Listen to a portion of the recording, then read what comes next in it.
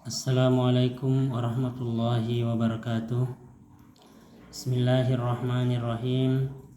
Alhamdulillah wassalatu wassalamu ala sayyidina Rasulillah wa ala alihi wa ashabihi wa man wala. Amma ba'du, subhanaka la ilma lana illa ma 'allamtana innaka antal alimul hakim. Insyaallah pengajian kita pada kesempatan ini yaitu kitab Arba'in An-Nawawiyah, hadis yang pertama, dengan tema Innamal a'malu binniyat. Sesungguhnya amal itu tergantung dari niatnya. Innamal a'malu binniyat. Sesungguhnya amal itu tergantung dari niatnya.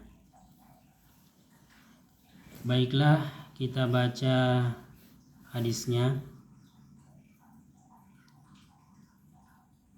An Amiril Mu'minin Abi Hafsin Umar bin Al-Khattabi radhiyallahu anhu qala sami'tu Rasulullah sallallahu alaihi wasallam yaqul innamal a'malu binniyat wa innama likulli imri'in ma nawa faman kanat hijratuhu ila Allahi wa rasulihi fahijratuhu ila Allahi wa rasulihi wa man kanat hijratuhu lidunya yusibuha aw imra'atin yankihuha fahijratuhu ila ma hajara ilaihi. Rawahul Bukhari wa Muslim. Itulah bunyi hadis yang pertama.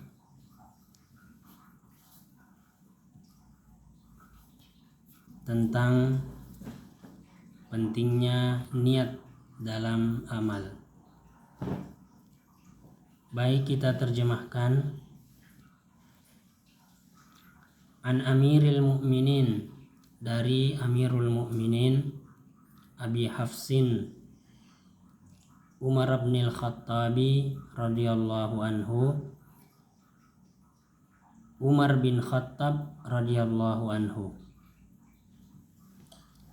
Sami'tu Rasulullah sallallahu alaihi wasallam yaqulu, saya mendengar Rasulullah sallallahu alaihi wasallam bersabda, innamal a'malu binniyat.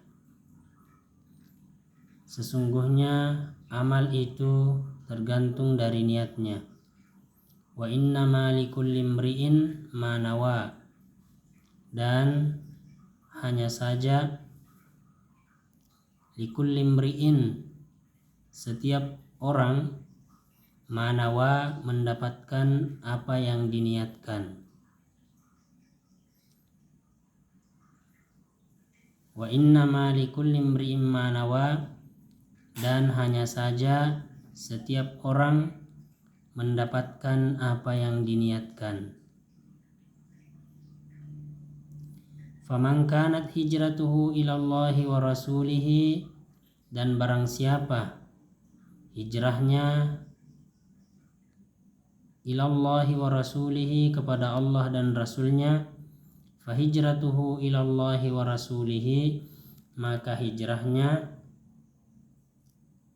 ilallahi wa rasulihi, kepada Allah dan Rasulnya. Wa man kanat hijratuhu lidunya, dan barang siapa hijrahnya untuk dunia, yusibuha, untuk dia dapatkan, lidunya yusibuha, untuk dunia yang dia inginkan, aw imra'atin yankihuha, atau perempuan yang dinikahinya, atau perempuan yang akan dinikahinya, fahijratuhu ila ma hajara ilaihi, maka hijrahnya kepada apa yang dihijrahkan. Rawahul Bukhari wa Muslim. Hadis riwayat Bukhari dan Muslim. Itulah tadi bunyi hadis dari pentingnya niat dalam perbuatan. Hadis ini berasal dari Amirul Mukminin Umar bin Khattab, Khulafaur Rasyidin setelah Abu Bakar As-Siddiq, Umar bin Khattab. Dia disebut dengan Abi Hafsin Umar bin Al-Khattabi, atau dia juga bergelar dengan Al-Faruq, Umar Al-Faruq. Dia mendengar Rasulullah SAW bersabda bahwa perbuatan itu tergantung dari niatnya, dan seseorang mendapatkan apa yang diniatkan. Umpamanya kalau seorang berhijrah, dia berniat berhijrah untuk Allah, maka hijrahnya itu dia mendapatkan pahala dari sisi Allah. Tapi kalau dia berhijrah dengan niat dunia semata, maka yang didapatkan itu adalah hanya dunia. Atau dia berhijrah hanya karena seorang perempuan yang akan dinikahi, maka hanya itulah yang dia dapatkan. Akan tetapi jika dia berhijrah karena Allah, karena Rasulnya, maka insya Allah dunia akan mengikut. Begitu pula yang lainnya, apakah dalam bentuk harta atau dalam bentuk perempuan, ya, baik harta, pangkat, jabatan, atau perempuan yang akan dinikahi. Jadi hadis ini mengungkapkan kepada kita tentang pentingnya niat dalam perbuatan. Baik, coba kita melihat sebagian dari penjelasan dari hadis ini, bahwa hadis ini mencakup pokok-pokok atau dasar-dasar dari ilmu. Dikatakan di sini bahwa hazal hadis jami'un liqawaidil ilmi. Hadis ini mencakup dasar-dasar ilmu. Fala amala illa biniyatin, maka tidak ada amal yang diterima kecuali disertai dengan niat. Jadi posisi niat ini sangat penting, ya. Maka amal perbuatan tidak dikatakan sah tanpa disertai dengan niat. Hazihin niyatu mahalluha al-qalbu. Niat ini tempatnya di hati. Jadi tempatnya niat itu adalah di dalam hati. Wa iza nataqa bihal insan wa iza nataqa bihal lisan fazalika ta'kidul lima fil qalb. Jadi jika seseorang mengucapkan niat dengan lisannya atau melafazkan niat itu, maka itu menjadi penguat di dalam hatinya. Jadi niat itu tempatnya di dalam hati, tapi kita tetap melafazkannya. Untuk apa? Untuk menguatkan di dalam hati kita. Seperti kalau kita sholat, ya meskipun niatnya dalam hati, tapi kita dianjurkan untuk melafazkan niat. Usolli fardhas subhi umpamanya, usolli fardhaz zuhri, dan seterusnya dan sebagainya. Itu namanya melafazkan niat untuk menguatkan niat yang ada di dalam hati. Wan niyatu hiya allati tadullu 'alal ikhlasi aw ghairihi. Niat itu menunjukkan kepada keikhlasan dan lainnya. Jadi ikhlas itu apa? Niat itu menunjukkan kepada keikhlasan. Oleh karena itu biasanya dalam niat kita mengucapkan lillahi ta'ala pada akhirnya. Nawaitu shawma ghadin an adai fardhi syahri ramadhana haziz sanati lillahi ta'ala. Setiap niat yang kita ucapkan selalu ada kata lillahi ta'ala, pada akhirnya. Kenapa? Karena niat itu menunjukkan keikhlasan. Artinya jika kita berniat hanya karena Allah semata, itu menunjukkan kepada keikhlasan. Wahiyallati taj'alul adata ibadatan. Dia niat ini juga menjadikan adat, kebiasaan menjadi ibadah. Jadi kalau umpamanya kita melakukan kebiasaan-kebiasaan makan minum tapi disertai dengan niat yang baik, maka itu menjadi ibadah.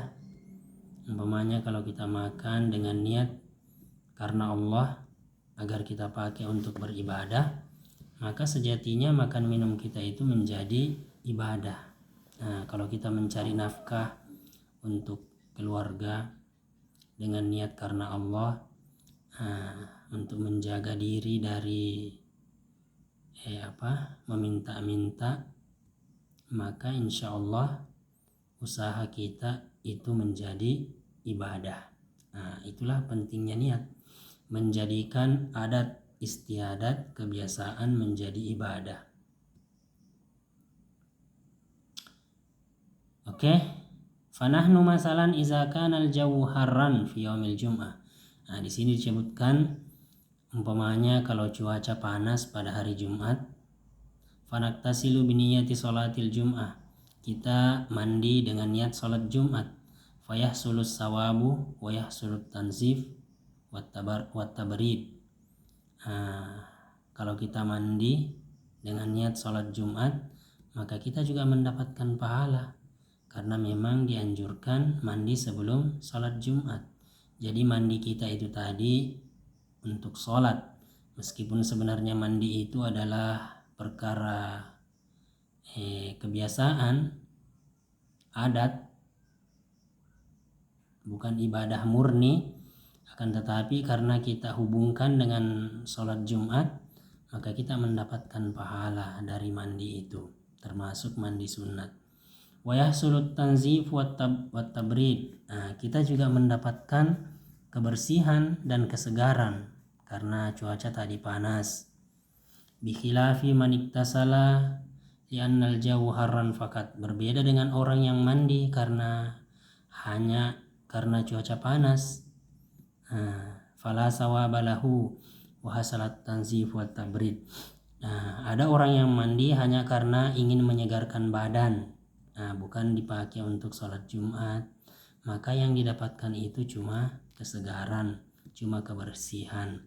Tapi kalau kita mandi, kita gabungkan niat kita untuk kita pakai sholat, maka di samping kita bersih, di samping kita segar, kita juga mendapatkan pahala yang lain, yaitu pahala mandi sebelum sholat Jumat.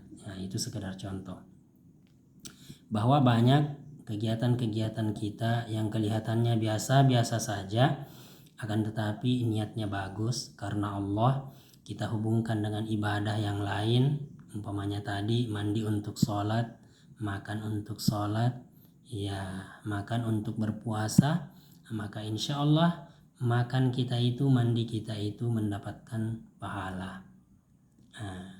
Tapi jangan lupa harus lillahi ta'ala, karena Allah. Itulah sebagian dari penjelasan hadis ini. Singkatnya bahwa niat itu sangat penting. Jadi tidak apa-apa kita melakukan suatu kegiatan dengan menggabungkan beberapa niat. Makin banyak niat baiknya, makin banyak pahalanya. Selanjutnya, pelajaran apa yang dapat kita petik dari hadis ini? Yang pertama, la amala illa biniyatin. Tidak sah amal kecuali disertai dengan niat. Fa ahsin niyataka. Oleh karena itu perbaiki niatnya agar mendapatkan pahala dari Allah Subhanahu wa taala. Jadi kalau kita beramal, perbaiki niat sebelum beramal, pada saat beramal, setelah beramal, perbaiki niat.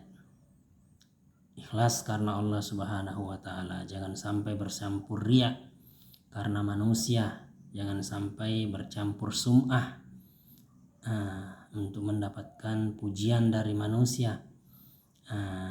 Jadi niat ini sangat penting. Yang kedua, an-niyatu hiyallati tufarriqu bainal 'adati wal ibadah. Niat itu yang membedakan antara adat istiadat dan ibadah. Kalau adat istiadat biasanya dilakukan tanpa niat, tapi kalau ibadah mesti pakai niat. Tapi ada juga adat kebiasaan yang disertai dengan niat yang baik, maka itu juga menjadi ibadah. Yang ketiga, man kanat a'maluhu khalisatan lillahi ta'ala famakbulatun. Siapa saja yang amalnya ikhlas karena Allah, maka insya Allah diterima. Wa man kanat a'maluhu riya'an nasi fala tuqbal. Barang siapa yang amalnya riya, hanya untuk dilihat, mencari pujian, mencari popularitas kepada manusia, fala tuqbal, maka tidak diterima. Nauzubillah.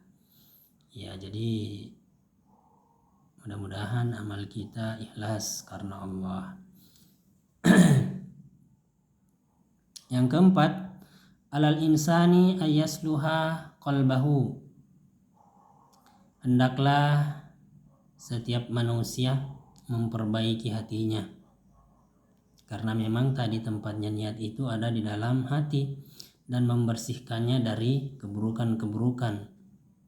Wa yakuna daiman husnadzanni bin nas. Hendaklah berbaik sangka, selalu senantiasa berbaik sangka kepada sesama manusia. Ya, jadi karena tempat niat itu ada di dalam hati, perbaiki, bersihkan. Bisa jadi dengan cara berprasangka baik kepada manusia. Berprasangka baik itu sangat istimewa. Kalau kita benar, mendapatkan pahala. Dan kalaupun prasangka kita salah, kita berprasangka baik, ternyata tidak baik, maka kita tetap mendapatkan pahala dari prasangka baik itu. Mukhlisan liwajhillahi ta'ala fi jami'i a'malihi. Hendaklah setiap manusia mengikhlaskan setiap amalnya karena Allah Subhanahu wa ta'ala, mengikhlaskan amal ibadahnya seluruhnya hanya untuk Allah Subhanahu wa ta'ala. Jadi itulah beberapa faedah yang bisa kita petik dari hadis ini. Mudah-mudahan bermanfaat bagi kita semua. Jadi mohon maaf karena bacaan hadis tentang Al-Quran kita tidak berlanjut karena buku saya ketinggalan. Jadi untuk sementara, untuk mengisi pengajian kita ini, kita memakai hadis 40 dari Imam An-Nawawi, Arba'in An-Nawawiyah. Kalau dulu itu kitab yang satu itu 40 hadis tentang Al-Quran. Kalau ini 40 hadis yang menerangkan tentang pokok-pokok ajaran dari agama kita, agama Islam. Insya Allah mudah-mudahan bermanfaat bagi kita semua, kepada adik-adikku semua, para santri, terlebih kepada saya pribadi. Terima kasih atas segala perhatiannya. Mohon maaf atas segala kekurangan. Saya akhiri. Wabillahi taufik wassa'adah. Wassalamualaikum warahmatullahi wabarakatuh.